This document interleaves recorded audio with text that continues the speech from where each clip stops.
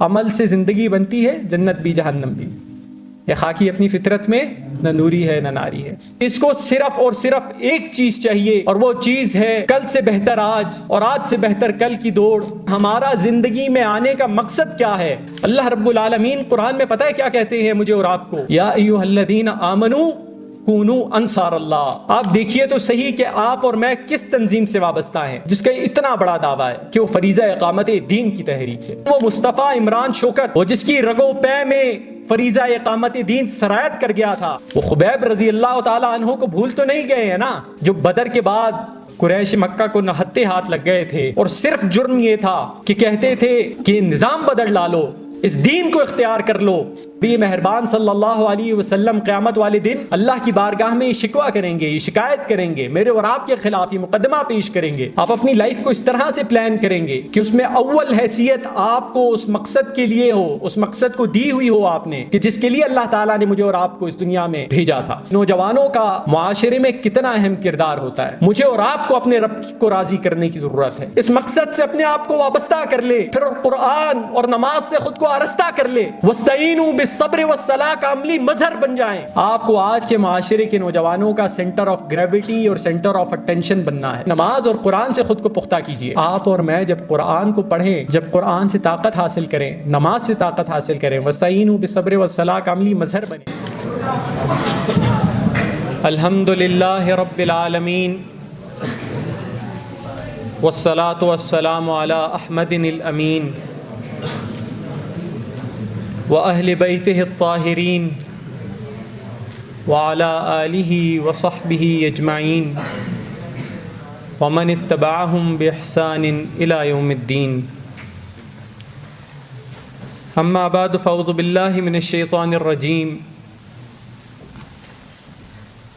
بسم الله الرحمن الرحيم إذ يريكموهم إذ التقيتم في أعينكم قليلا ويقللكم في أعينهم ليقضي الله أمرا كان مفعولا وإلى الله ترجع الأمور۔ اور اے مسلمانوں، یاد کرو جب لڑتے وقت اللہ تمہیں وہ کافر تمہاری نگاہوں میں تھوڑے کر کے دکھا رہا تھا، اور تمہیں ان کی نگاہوں میں تھوڑا کر دیا تاکہ اللہ اس کام کو پورا کرے جسے ہو کر ہی رہنا ہے، اور اللہ ہی کی طرف تمام کاموں کا رجوع ہے۔ صدق اللہ مولانا العظیم۔ رب اشرح لی صدری ویسر لی امری واحلل عقدۃ من لسانی یفقہوا قولی۔ اللہم ارنا الحق حقا وارزقنا اتباعہ وارنا الباطل باطلا وارزقنا اجتنابہ، آمین یا رب العالمین۔ نہایت ہی واجب احترام معتمد مقام مصعب روحان بھائی، ناظمین علاقہ جات جو اس پورا سیشن کی جو ذمہ داری اراکین جمعیت نے میرے اوپر عائد کی تھی، اس بار عظیم میں میرا دست و بازو بنے، اور دل و جان سے عزیز کارکنان جمعیت، رفقائے جمعیت، امیدواران جمعیت، اراکین جمعیت، وابستگان جمعیت، السلام علیکم ورحمۃ اللہ وبرکاتہ۔ وعلیکم السلام۔ ہم اللہ رب العالمین کا شکر بجا لاتے ہیں، اس کی حمد و ثنا بیان کرتے ہیں، سب سے پہلے کہ جس نے مجھے اور آپ کو یہ توفیق دی ہے کہ ہم 3 دن کے لیے اس مسجد میں معتکف ہیں، اور صرف اس کے دین کا علم حاصل کرنے، اس کی رضا کے حصول کے لیے اس 3 دن کی ہجرت ہم نے کی ہے۔ اور ہم اللہ رب العالمین کا اس بات پر بھی شکر بجا لاتے ہیں کہ جس طرح سے ہم نے اپنی اس تربیت گاہ کو ڈیزائن کیا تھا، جن مربی حضرات کو ہم اپنی اس تربیت گاہ میں بلانا چاہتے تھے، الحمدللہ ثم الحمدللہ ہم اس طرح سے 100% مکمل کر چکے ہیں اور اب یہ تربیت گاہ اپنے اختتامی مراحل میں داخل ہے۔ الحمدللہ ہم اس بات پر بھی اللہ رب العالمین کا شکر بجا لاتے ہیں، گزشتہ 3 دنوں سے ہر پروگرام کے اندر تقریباً آپ لوگ ایک اصطلاح بار بار سن رہے ہیں، اور وہ اصطلاح ہے اقامت دین کی اصطلاح۔ وہ اصطلاح ہے کہ جو مجھے اور آپ کو تقریباً ہر پروگرام میں سننے کو ملی ہے، اور بحیثیت مسلمان مجھے اور آپ کو زندگی میں آنے کا مقصد یہی بتلایا گیا ہے تقریباً ہر ہی پروگرام کے اندر۔ لیکن عزیزان، ہم اپنے معاشرے میں دیکھتے ہیں، گرد و نواح میں دیکھتے ہیں، عجیب ہی رنگ ہے، عجیب ہی معاشرے کا ڈھنگ ہے۔ مجھے اور آپ کو کسی اور ہی وجہ سے تعلیمی اداروں میں بھیجا جاتا ہے، کوئی اور ہی توقعات میرے اور آپ سے وابستہ ہیں۔ تکلیف دہ بات یہ ہے کہ یہ ہمارا معاشرہ اس مغربی تہذیب کی چکا چوند کے آگے ایسا اندھا ہو چکا ہے، ایسا نابینا ہو چکا ہے کہ اس کو صرف اور صرف ایک چیز چاہیے، اور وہ چیز ہے کل سے بہتر آج اور آج سے بہتر کل کی دوڑ، مادے کی دوڑ۔ مجھے اور آپ کو تعلیمی اداروں میں کیوں بھیجا جاتا ہے؟ یہ جو میں اور آپ سی ایس کر رہے ہوتے ہیں، انجینئرنگ کر رہے ہوتے ہیں، میڈیکل کی ڈگریاں حاصل کر رہے ہوتے ہیں، کبھی ذرا ایک سیکنڈ کے لیے سوچئے گا، ٹھہر کے غور و فکر کیجئے گا کہ میرے اور آپ سے ایکسپیکٹیشنز کیا ہیں اس معاشرے کی؟ یہ خاندان والے، یہ اہل و عیال مجھے اور آپ کو کیوں ابھارتے ہیں؟ مقصد کیا ہے؟ کیا ان جامعات میں مجھے اور آپ کو علم حاصل کرنے کے لیے بھیجا جاتا ہے، یا محض مجھے اور آپ کو اس لیے بھیجا جاتا ہے کہ چند سکلز ریکوائرڈ کر لیں، چند ٹولز ایکوائر کر لیں، جس کے نتیجے میں میرا اور آپ کا ابھی بہتر ہو سکے، کل بہتر ہو سکے؟ اور صرف کیا اسی لیے کہ مجھے اور آپ کو ان 4 سالہ ڈگری کے بعد، وہ پروگرامنگ سیکھ لینے کے بعد، وہ ویب ڈیولپمنٹ سیکھ لینے کے بعد، وہ انجینئرنگ سیکھ لینے کے بعد، وہ میڈیکل کر لینے کے بعد ایک اچھی جگہ نوکری مل جائے گی؟ کیا مجھے اور آپ کو سٹیٹس حاصل ہو جائے گا؟ ذرا اس معاشرے کو دیکھیے اور اس معاشرے کو سمجھیے کہ میرے اور آپ سے کیا مطالبات ہیں، یہ کیا پروڈکٹ ہے جو مجھے اور آپ کو تیار کر رہے ہیں، کس طرح کا پروڈکٹ سوسائٹی کو دے دینا چاہتے ہیں۔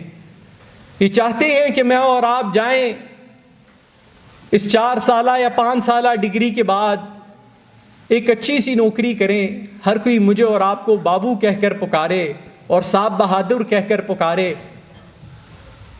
اور پھر بہترین سی جگہ گھر بنائیں اور ایک اچھا سا بنگلہ لیں اور کسی اونچی خاندان میں شادی کریں۔ یہی پورے معاشرے کی ڈریم بن چکی ہے، پورا معاشرہ یہی چاہتا ہے، یہی مقصود ہے، یہی مطمع نظر بن کے رہ چکا ہے۔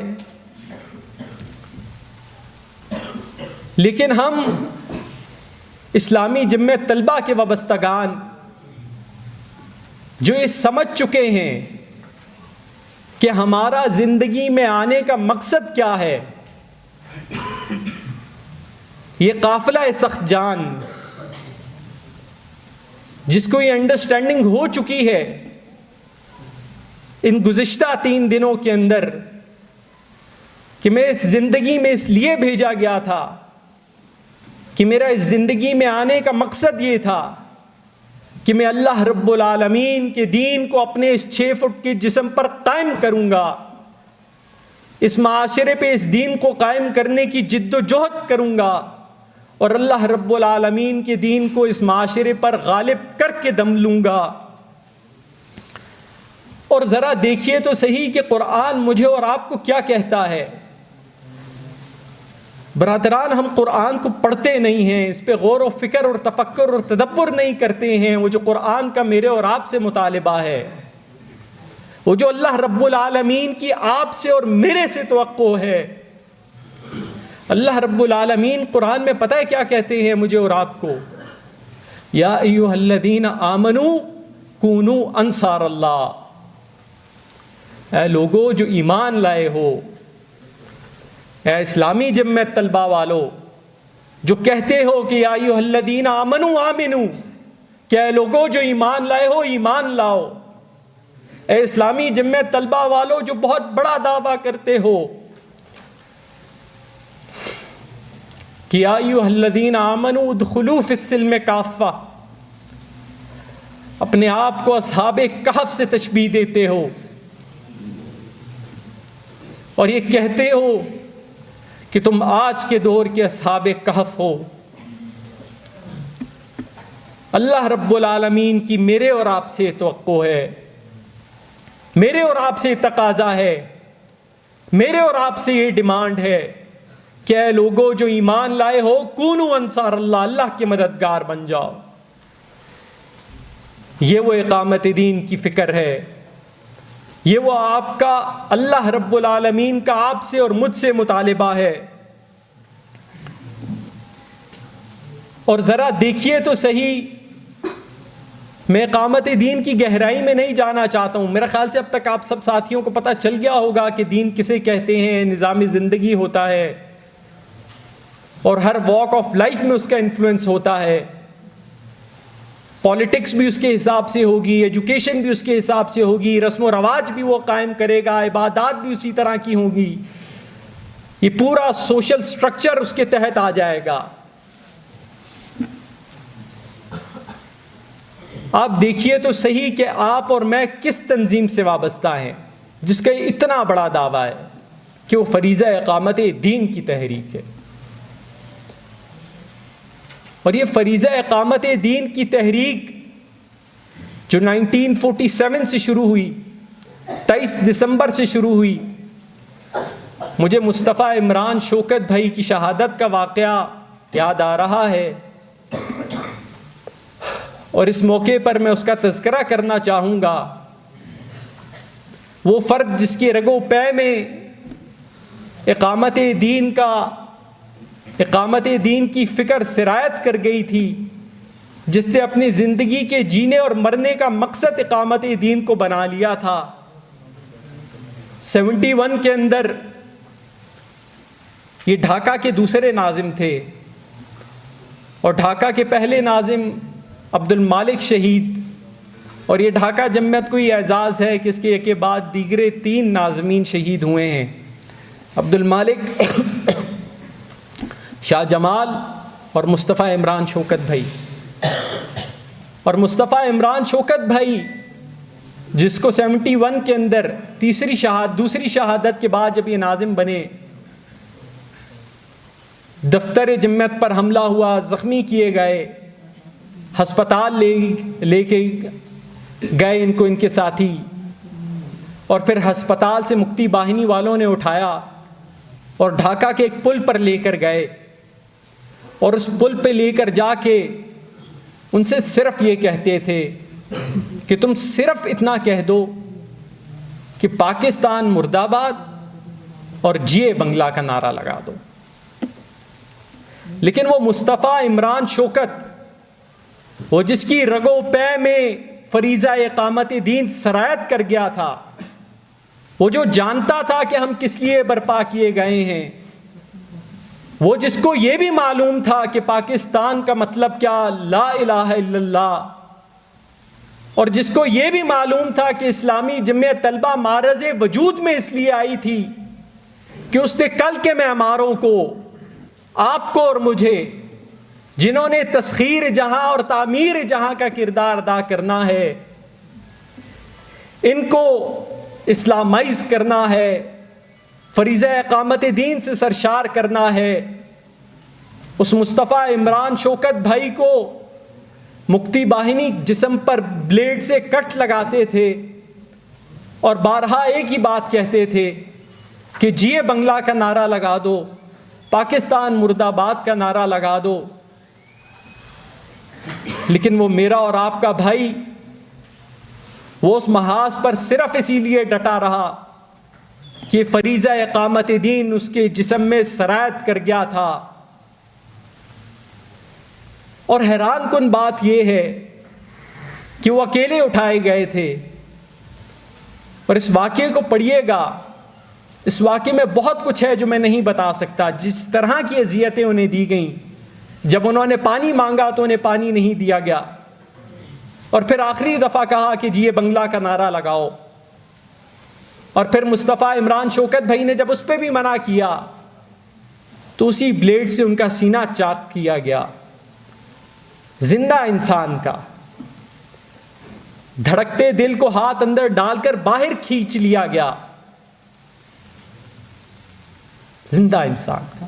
جنت کی گلی جنت کی گلی گلی گلی دفاع کو ملی ربیت کو ملی مالک کو ملی میری دعا مجھ کو بھی ملے مجھ جیسے ملے گاڑی بھی چلے لاٹھی بھی چلے سینے پہ چلے سینے پہ چلے لاش کا مسلح بے بازو بھی کٹے بے بازو بھی کٹے میرے خدا مجھ کو عطا مجھ کو عطا نعرہ تکبیر نعرہ تکبیر. ذرا سیرت میں دیکھیے, آج سے 1400 سال پہلے جائیے, کسی کا مسئلہ اسی طرح بنایا گیا تھا. وہ بھی یہی دعوت لے کر میدان احد میں اترا تھا. وہ تو سیدنا حمزہ تھا. وہ خبیب رضی اللہ تعالی عنہ کو بھول تو نہیں گئے ہیں نا, جو بدر کے بعد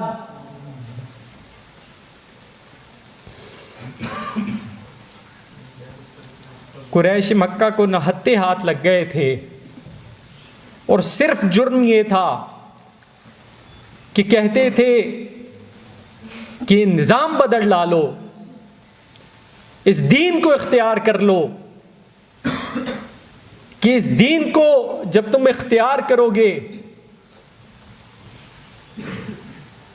وہ جو نبی مہربان صلی اللہ علیہ وسلم نے کوہ صفا پہ چڑھ کے کہا تھا کہ یا ایھا الناس قولوا لا الہ الا اللہ تفلحوا, کہ اے لوگوں کہو لا الہ الا اللہ, کامیاب ہو جاؤ گے.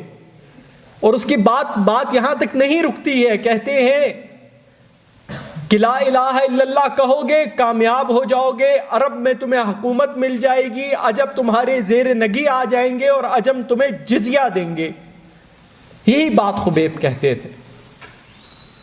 اور غزوہ بدر کی فتح کے بعد جب وہ ہاتھ آئے ان کے, تو خبیب رضی اللہ تعالیٰ عنہ کے ساتھ بھی بالکل وہی سلوک کیا گیا جو آپ کے مصطفیٰ عمران شوکت کے ساتھ کیا گیا. لے جایا گیا, کھجور کے ایک سوکھے ہوئے تنے سے باندھ دیا گیا, اور پورے قریش کو اکٹھا کیا گیا, اور قریش کو اکٹھا کر کے کہا گیا کہ محمد عربی صلی اللہ علیہ وسلم کے ساتھی ہے, اس نے تمہیں بدر میں شکست دی تھی, یہ اس کا ساتھی ہے, تو لہٰذا اس سے بدلہ لو. اور ایک نہتے آدمی سے پوری مکہ کی وادی نکل پڑی بدلہ لینے کے لیے, اور کسی نے اس کو اس طرح سے کاٹا, کسی نے اس پہ تیر برسایا, کسی نے اس پہ تلوار کا وار کیا, اور حالت یہاں تک پہنچی کہ جب زبان کاٹنے کے لیے پہنچے تو حضرت خبیب رضی اللہ تعالیٰ عنہ نے کہا, ایک بد دعا دی جو آج بھی ہم لوگ اور ہمارے علماء وتر کی نماز میں پڑھتے ہیں, اور اس کے بعد یہ کہا کہ یا اللہ یہ میری زبان بھی کاٹنے لگے ہیں, تو نبی مہربان صلی اللہ علیہ وسلم تک میرا سلام پہنچائیے گا۔ اور اس وقت نبی مہربان صلی اللہ علیہ وسلم مدینہ منورہ کے اندر مسجد نبوی پہ ممبر پر خطبہ دے رہے تھے،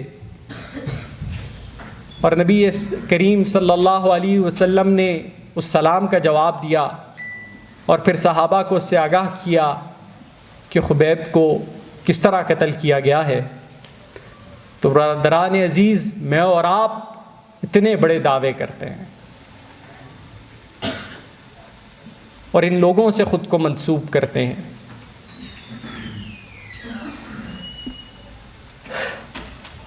لہٰذا اس چیز کو اچھے سے سمجھ لیجئے کہ قیامت والے دن اگر میں اور آپ یہ دین کا تصور جسے میں نے اور آپ نے سمجھا ہے، جو مجھے اور آپ تک پہنچا ہے، جو اسلام کا صحیح تصور ہے،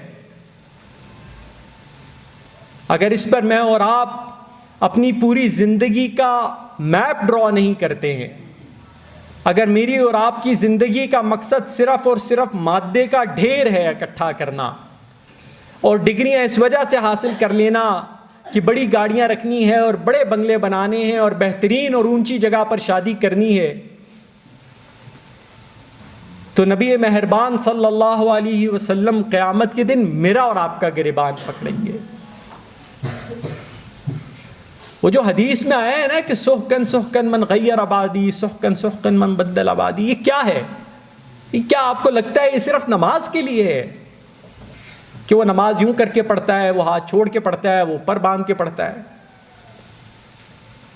ذرا اس حدیث پر غور تو کیجئے، یہ دین کی مجموعی شکل کی بات کر رہا ہے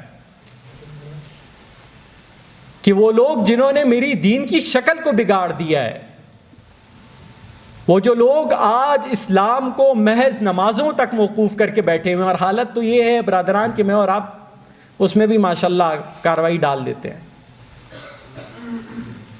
وہ بھی اپنی مرضی کی ہوتی ہیں، بعض جگہ تو نماز میں بھی ہم پیکج کر لیتے ہیں۔ تو میں اور آپ تو اتنے بڑے دعوے کرتے ہیں،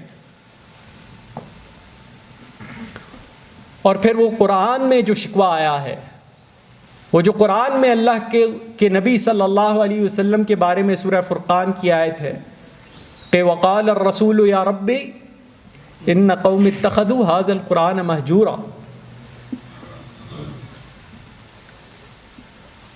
کہ نبی مہربان صلی اللہ علیہ وسلم قیامت والے دن اللہ کی بارگاہ میں شکوہ کریں گے، شکایت کریں گے، میرے اور آپ کے خلاف یہ مقدمہ پیش کریں گے کہ یا رب العزت، یا رب العالمین، میری اس امت نے، میری اس قوم نے قرآن کو پس پش ڈال دیا تھا۔ یہ قرآن کو پس پش ڈالنے کا مطلب کیا ہے؟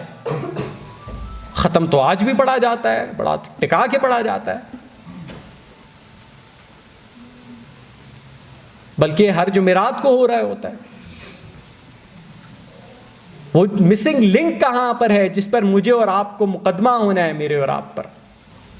وہ مسنگ لنک اس بات پر ہے کہ قرآن جو نظام دیتا ہے، وہ قرآن جس نے مجھے اور آپ کو اقامت دین کی اصطلاح سے متعارف کروایا ہے، اس مشن پر، اس مقصد پر، وہ بنیادی کام جس پر پورے اسلام کی عمارت کھڑی ہے، وہ اس کی بنیاد، اس کو ان لوگوں نے پس پش ڈال دیا تھا۔ وہ جو قرآن کو جس اینگل سے اسٹڈی کر لو آپ کو دین کا یہی تصور ملتا ہے، وہ تصور ماند پڑ گیا تھا۔ تو لہٰذا آپ سے توقع یہ کی جاتی ہے، آپ رفقائے جمعیت سے، آپ امیدواران سے، آپ اراکین سے، آپ وابستگان جمعیت سے، کہ آپ اپنی لائف سٹرکچر اس طرح سے ڈیزائن کریں گے، آپ اپنی لائف کو اس طرح سے پلان کریں گے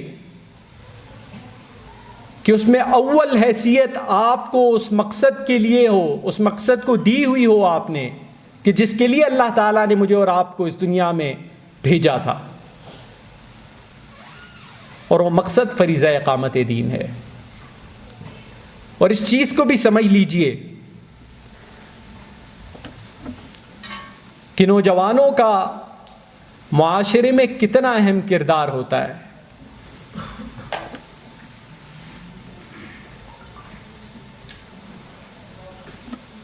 دنیا کی تاریخ اٹھا کے دیکھ لیں, آپ فرینچ ریولوشن دیکھیں گے, اس میں پیش پیش آپ کو نوجوان نظر آئیں گے.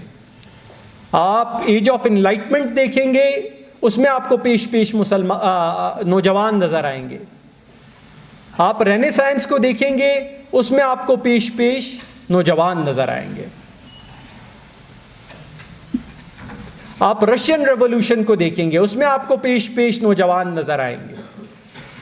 آپ یہ ماؤ زے تنگ کی چائنیز کی ریولوشن کو دیکھیں گے, آپ کیوبن ریولوشن کو دیکھیں گے, اس میں آپ کو پیش پیش نوجوان نظر آئیں گے. اور اللہ کے نبی صلی اللہ علیہ وسلم کی سیرت کی طرف دیکھیں تو وہ جو تبدیلی نظام کے لیے, وہ جو تغیر کے لیے, وہ جو معاشرے کو نئی ڈگر پر قائم کرنے کے لیے جن افراد کی ضرورت تھی, وہ کون تھے؟ وہ سارے نوجوان تھے. سیدنا عمر کو دیکھیے, سیدنا عثمان کو دیکھیے, سیدنا علی کو دیکھیے, زبیر بن عوام کو دیکھیے, مصعب بن عمیر کو دیکھیے. یہ وہ سارے افراد ہیں جنہوں نے بعد میں اس دین کو قائم کر کے دکھایا. اس کو قائم کرنے کے بعد اس نظام کو چلا کر دکھایا. تو لہٰذا ان نوجوانوں کی ایک معاشرے کے اندر اتنی اہمیت ہوتی ہے. اور ذرا اقوام عالم میں, بلکہ مسلمانوں میں اپنی حیثیت کو دیکھیے, جغرافیکل لوکیشن کو دیکھیے, پاکستان کو دیکھیے. پھر پاکستان کے اندر خصوصاً وہ کتنے نوجوان ہیں جن کے اندر اسلام کا یہ تصور ہے. پھر آپ سے وابستہ امیدوں کو دیکھیے کہ اہل حماس بھی یہاں آ کر آپ سے امیدیں رکھتے ہیں, میانمار والے بھی آپ سے امیدیں وابستہ رکھتے ہیں, مصر والے بھی آپ سے امیدیں وابستہ رکھتے ہیں.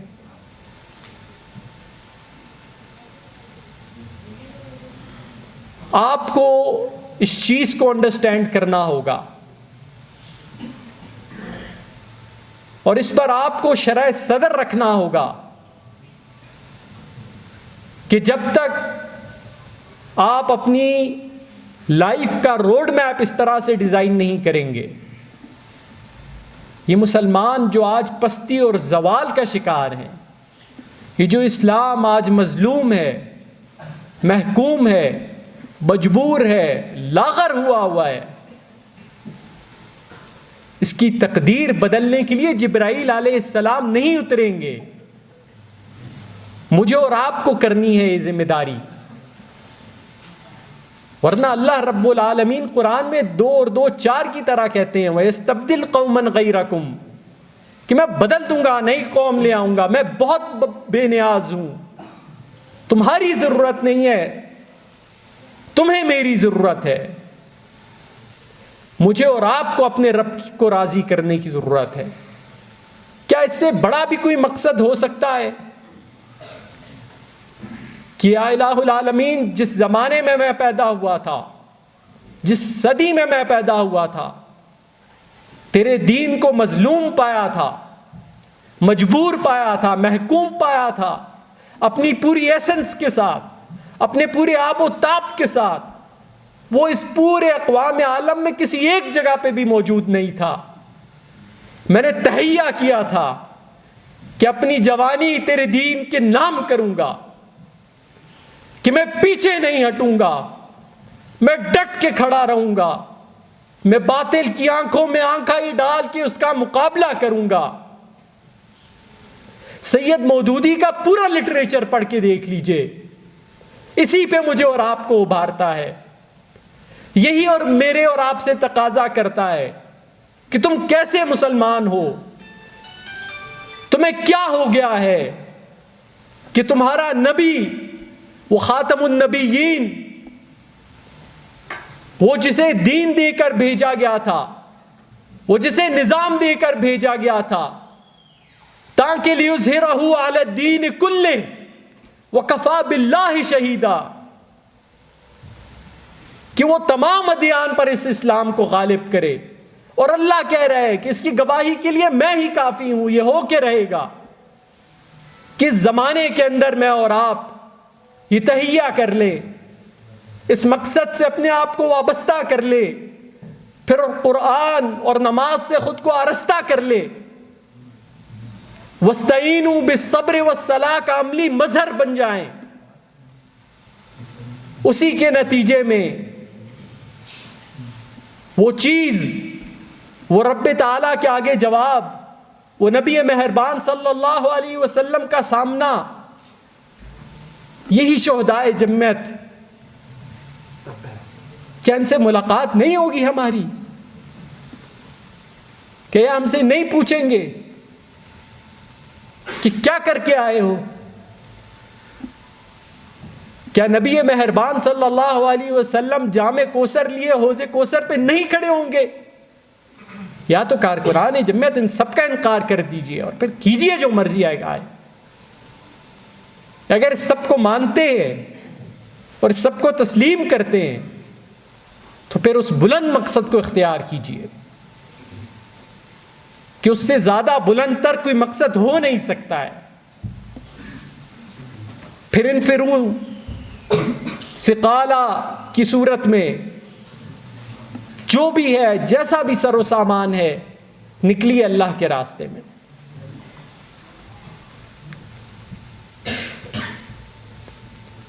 نعرہ تکبیر، اللہ اکبر، ہمیں ہمت دے دے، اے مولا، ہمیں جرت دے دے، اے مولا، اے جرت والے، اے مولا، طاقت دے دے، اے مولا، ہم کام کریں گے، اے مولا، ہم شام کریں گے، اے مولا، تیرے دین کی خاطر، اے مولا، اللہ کی خاطر، اے مولا، اللہ کے نبی کے، اے مولا، فرمان کی خاطر، اے مولا. جزاک اللہ خیر. آپ کو اور مجھے اپنی حیثیت کو بھی پہچاننا ہے کہ میں اور آپ وہ کار نبوت ادا کر رہے ہیں، اس معاشرے کو اس بلند تر مقصد کے قریب لا رہے ہیں. وہ جو آپ نے اور میں نے لیکچر سنا تھا، وہ جو لیکچر مرجع خلائق کے اوپر تھا، اور کہا گیا تھا اور بتلایا گیا تھا کہ مرجع خلائق کون ہوتا ہے؟ وہ جس کی طرف رجوع کرتے ہیں لوگ، وہ جو لوگوں کا سینٹر آف اٹینشن اور سینٹر آف گریویٹی ہوتا ہے. تو کارکنان جمعیت، آپ کو آج کے معاشرے کے نوجوانوں کا سینٹر آف گریویٹی اور سینٹر آف اٹینشن بننا ہے. اور سینٹر آف گریویٹی اور سینٹر آف اٹینشن کسی فالوورز کے لیے نہیں کہ انسٹاگرام پہ آپ لوگوں نے لائکس کمانے ہیں یا پیسے کمانے ہیں، اس کے لیے نہیں، اللہ کے دین کی غلبے کے لیے. وہ کتنے لوگ ہیں، وہ کتنے نوجوان ہیں آٹے میں نمک کے برابر، جو نوجوانوں کی سینٹر آف اٹینشن بھی ہیں، ایک طرح کے مرجع خلائق بھی ہیں، لوگ ان کی طرف رجوع بھی کرتے ہیں، اور وہ اپنے سارے ریسورسز کو دعوت کی طرف استعمال کرتے ہیں. ہاتھوں پہ گن لیجئے 10-15 بھی نہیں ہوں گے جو اس لیول آف فیم پر کھڑے ہیں. تو کہنے کا مقصد یہ ہے کہ اگر آپ کو کارکنان جمعیت کو، جو خود کو کہتے ہیں کہ ہم اقامت دین کی تحریک سے وابستہ ہیں، اگر آپ کو یہ احساس ہے اور آپ کو یہ معلوم ہے کہ ایسی تحریک سے وابستہ ہونے کے بعد مجھے سب سے پہلے جو بنیادی کام کرنا ہے وہ یہ ہے کہ دعوت کا کام، مشکل کام، لوگوں کے لیے مرجع خلائق بن جانا، جس کی طرف لوگ رجوع کریں ہر لحاظ سے، روحانی اعتبار سے بھی، آپ کی فیلڈ کے اندر بھی، پریکٹیکل لائف کے اندر بھی، سماج کے اندر بھی، ہر طرح سے آپ کی طرف رجوع کیا جائے. لہٰذا اس سٹیٹس تک پہنچنے کے لیے آپ کو اپنے آپ کو تیار کرنا ہوگا. اور یاد رکھیں یہ اقامت دین کرتے رہنا، اور ہمارے اندر جو بری عادت آ گئی ہے اور جو کہ میں دیکھ رہا ہوں کہ بہت زیادہ ہوتی جا رہی ہے تنظیم میں، کہ نمازوں سے سرے سے تعلق نہ ہونا. تربیت گاہ میں دیکھ کے خوشی ہوئی کہ الحمدللہ ہماری 3 سے 4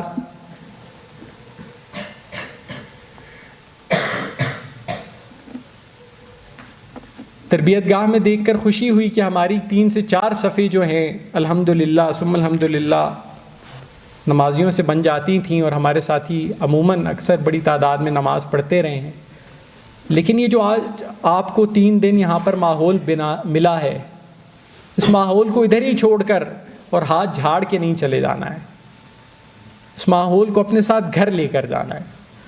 مجھے معتمد مقام بتا رہے تھے کہ آپ میں سے کئی ساتھیوں نے تہجد بھی پڑھی ہے. تو یہ عادت، وہ جو آپ کو لگتا ہے کہ وہ جو حدیث ہے کہ نبی مہربان صلی اللہ علیہ وسلم فرماتے ہیں کہ اللہ تعالیٰ کے عرش کے سائے میں نوجوان کو بھی جگہ ملے گی، تو نوجوان کو جگہ کیوں ملے گی؟ کوئی عمل ہوگا نا اس کے پاس. تو لہٰذا عمل سے زندگی بنتی ہے، جنت بھی جہنم بھی. یہ خاکی اپنی فطرت میں نہ نوری ہے نہ ناری ہے.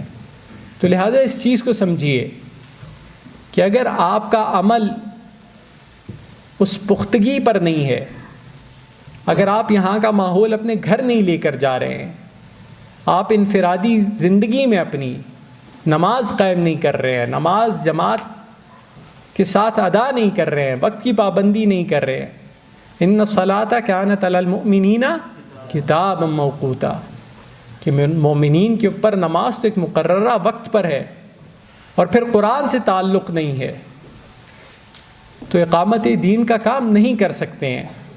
کہ جو اقامت دین والے لوگ ہیں نا، یہ طاقت نماز اور قرآن سے لیتے ہیں. اگر اس سے رشتہ نہیں ہوگا آپ کیسے اقامت دین کریں گے؟ آپ الٹے لٹک جائیے نہیں کر سکتے. یہ تو مشکل ترین کام ہے کہ دنیا اپنی پوری آب و تاب کے ساتھ آپ کے سامنے آئے، آپ کے پاس ہر طرح کی صلاحیت ہو، بولنے کی بھی ہو، دیکھنے میں بھی آپ اچھے ہوں، دماغی لحاظ سے بھی تیز ہوں، اور پھر دنیا آپ کو طلاق دے دیں اور لعنت بھیج دیں اس پہ، اور اپنے آپ کو اس اقامت دین کی تحریک کے لیے وقف کر لیں. آسان کام لگتا ہے آپ کو؟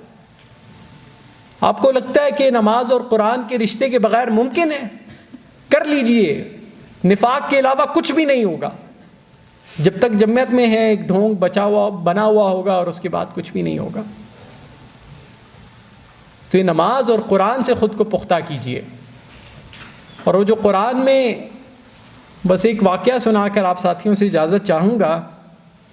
اور قرآن کا مطالعہ بھی کس طرح سے کرنا ہے. ہمارا مسئلہ تو یہ بھی ہے نا کہ پہلے قرآن کا مطالعہ کرتے نہیں ہیں، اور کرتے بھی ہیں تو ہمیں پتہ ہوتا ہے کہ ہم اتنے زیادہ ماشاءاللہ مفسر ہو گئے ہیں کہ ہم کو معلوم ہوتا ہے یہ آیت جو ہے نا بنی اسرائیل کے بارے میں ہے، اور یہ قوم لوط کے بارے میں ہے، اور یہ قوم فلاں کے بارے میں ہے. جبکہ جو ہمارے لیے ستاروں کی مانند ہے، جو اصحاب رسول اللہ ہے، ان کا تو مزاج ہی مختلف تھا، یکسر مختلف تھا. آپ وہ جب آیت نازل ہوئی سورہ حجرات کی، لا ترفعوا اصواتکم فوق صوت النبی، کہ ایمان والو اپنی آوازوں کو نبی مہربان صلی اللہ علیہ وسلم کی آوازوں سے اونچا مت کرو. تو اس میں ایک صحابی رسول نے مسجد آنا چھوڑ دیا. تو نبی مہربان صلی اللہ علیہ وسلم نے ایک صحابی رسول کو بھیجا ان کے گھر کے ذرا پتہ کر کے آؤ اس فلاں کا کیا حال ہے. تو وہاں پر جا کر انہوں نے پوچھا کہ نبی مہربان صلی اللہ علیہ وسلم آپ کے بارے میں پوچھ رہے ہیں.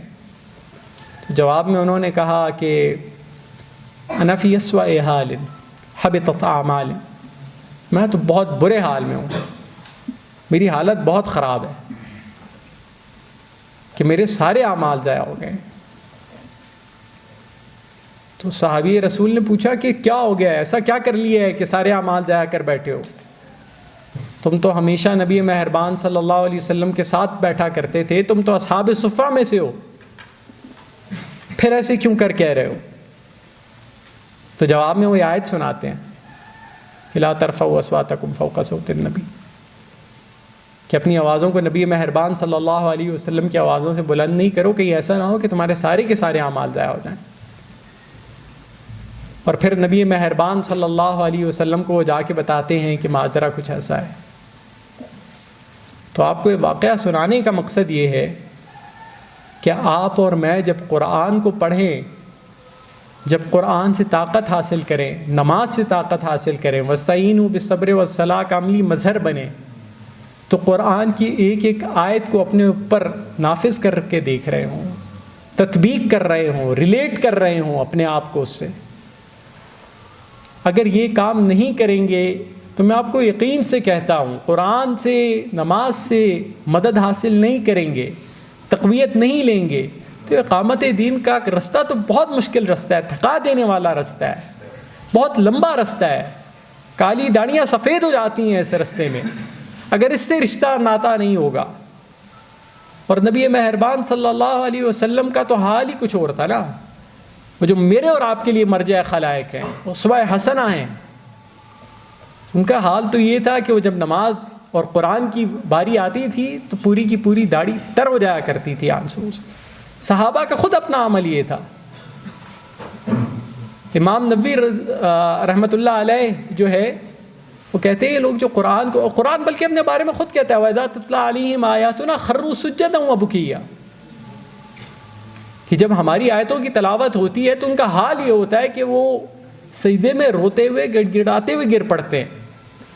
تو قرآن سے ایسا تعلق، ایسی محبت، ایسا رشتہ، یہ کارکنان جمعیت،